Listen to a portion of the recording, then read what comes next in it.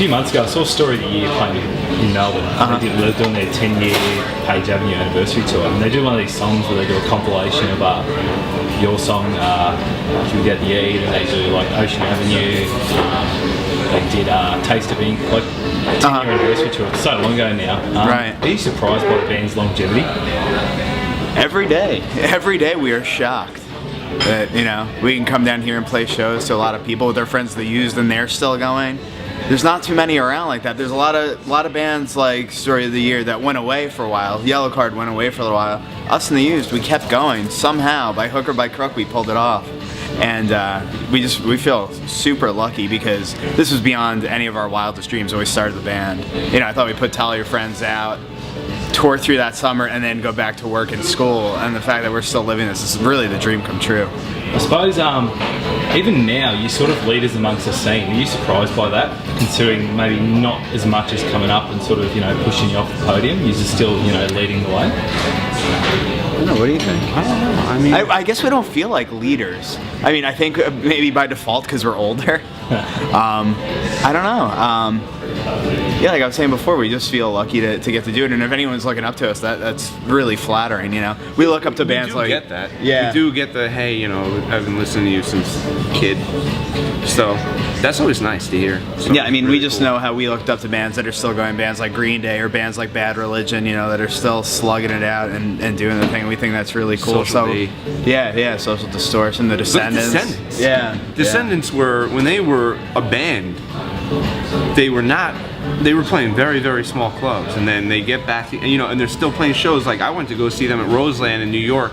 Yeah, that's a 3,200 capacity club, and it was sold out. You know what I mean? So what a strange, what a world. Yeah. So if anyone thinks of us like we think of them, you know, that's amazing. I suppose we spoke with Bert, and he said one of the main things about his band's longevity, and even yours, was that it's about the music first, and you don't, you know, everything else is pushed to the side, and you know, use the musicians first, and you know, it's all about creating good quality content. That's what, yeah, we definitely strive for that. Go ahead. And it's also, not to sound like cliche, but it's, you can't, like, a lot of people sell out. You know what I mean?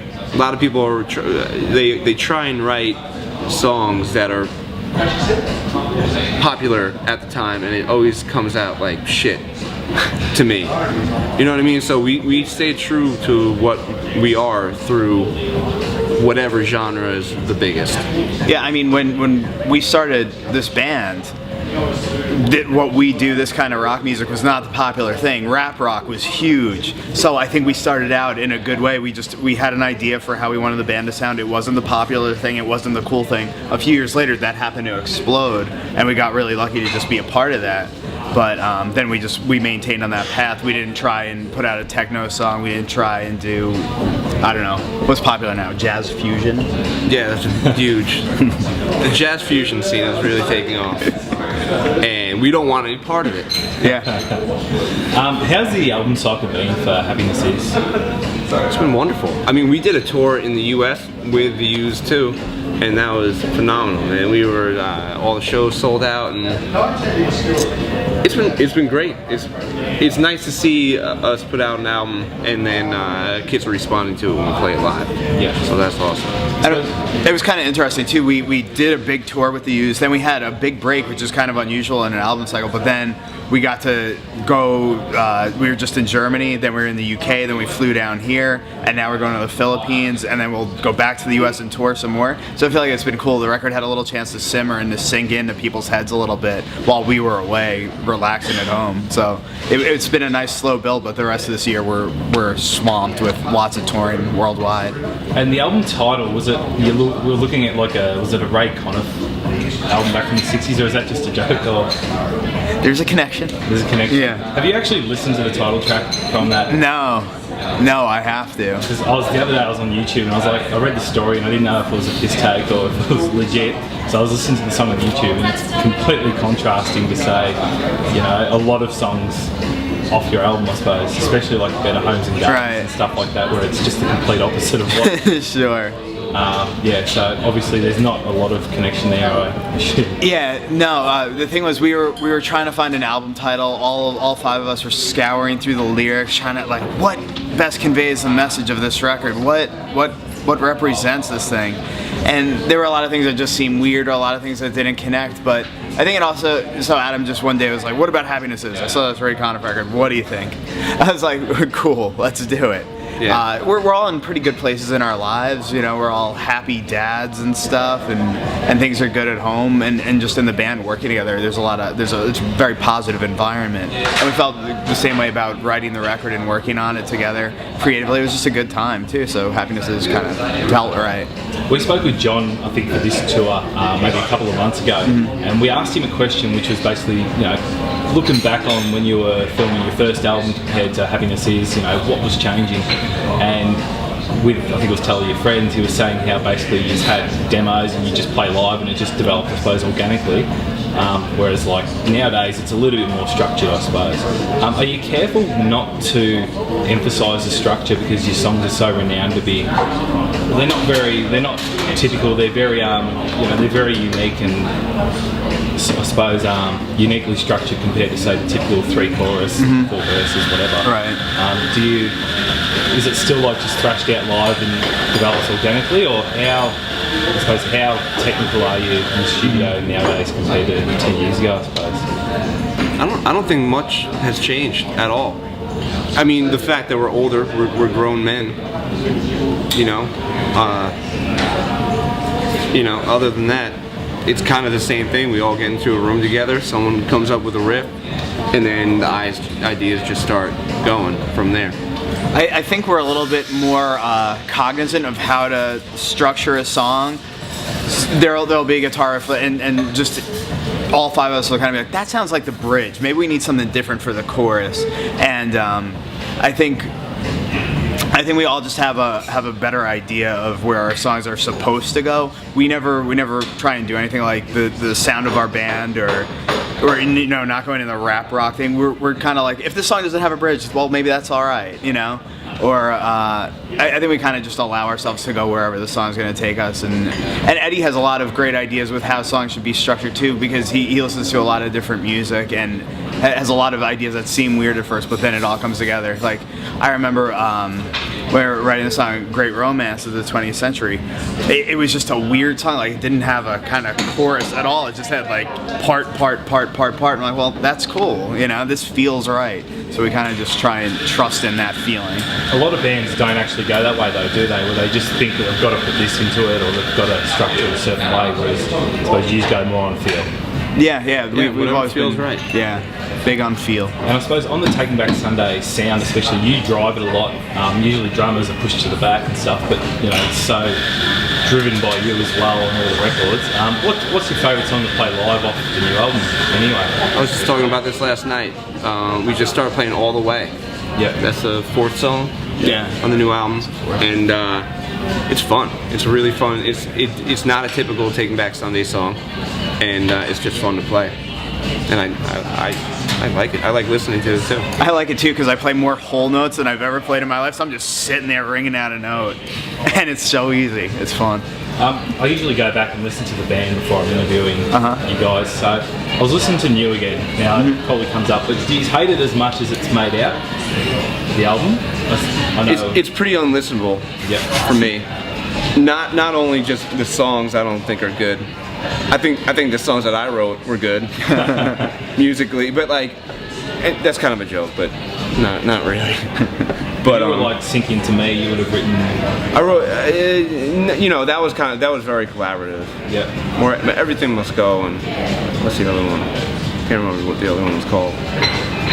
I shouldn't. You should probably take that out. Okay. Anyway, anytime I hear it, it's not.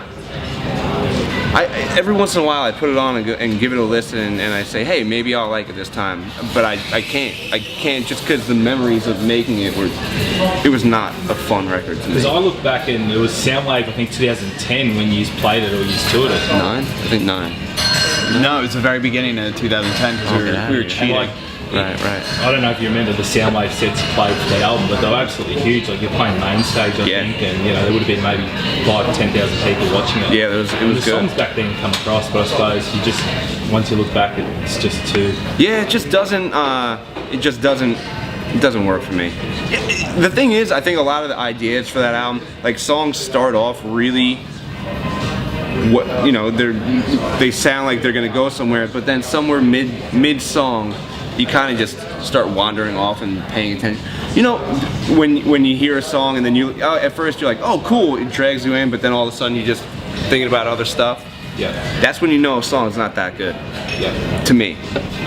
In your live sets, have you phased out the Stray Light Run song that you were playing last time around? Yeah, because we've wanted to work in more of the Happiness Is song, so that kind of just went by the wayside. You know, it was not John's or my idea to play that song. Yeah. And I mean, we were happy to play it, and it wasn't like a thing, but we're like, this is Taking Back Sunday. We want to make it a Taking Back Sunday show. And now that we have 2 new records, 3 records total with the 5 of us, we just wanted to concentrate on those songs live. So, and did you guys, when you listened to it originally, when you weren't in the band, I suppose, did you really like that song at the time, or? Prom Night? Yeah. I love that song. Yeah, Mark helped write it, and he played the drums on the demos. Yeah, bummed I did it's play not this a song. Taking Back Sunday song? What's that? No. You know, things happen for a reason. Yeah. What Stray the Wrong song I'd love to play is Hands in the Sky. Yeah. Eddie still can't remember the name of it. He keeps calling it Big Hands. I think I got Big Hands. Awesome. That was like 8 years ago now or something. You were out here with Matchbook Romance, I think. Yeah. It's just it's absolutely flown. I think I spoke with Matchbook Romance. I think it was Andrew, and like he's been working 9 to 5 job now for like 3 years or 4 years. So Yeah. Really. Does it make you really appreciate, I suppose, you know? So the much. privileged position? Yeah, like we were saying at the start of the interview, you know, every day is kind of the dream come true. You know, sometimes you get bitchy, oh, I'm away from home, I miss my wife, I miss my kid, I miss my bed. But it's real playing play shows and have people singing along every night and have a sold out tour. It's really, when I think of myself being a little kid, if I could go back in time and tell that little kid what was going to happen, I wouldn't believe me. It's not real life. Yeah. The fact that we've been a band for what 15. Something we've like been a touring band for 12 years. Yeah. You know what I mean? That doesn't happen to people. When people start bands, they break up because they don't get to do it. So Yeah. we're very blessed. My wife sent me a video of my son laughing hysterically today, and I started getting real sad, you know, watching it. But then I said, man, you gotta buck up. You're out here, you're in Australia playing your songs. You're getting a video sent through the air to you all the way around the world. So I said know? to myself, buck up, Chan, stop being such a little Is it wussy. harder to tour nowadays with your families back home and that, or is it easier knowing you got something to go back to? Well, I guess that's nice. Yeah, and it almost balances out because having that back home, I feel like I have to work harder to provide for them because I want them to have a nice life and stuff. So as much as I hate being away, I love working. And you know, the tough part is the travel and the airports and the bus with 11 sweaty, smelly dudes. But that hour and a half on stage every night is amazing.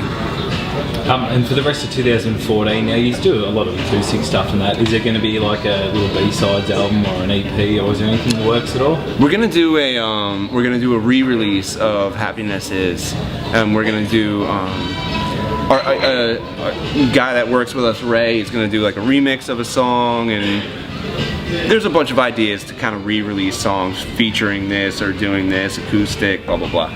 Yeah. That's great. Well, thanks for speaking to AMH Network today, guys. No, thanks for having us. We appreciate it.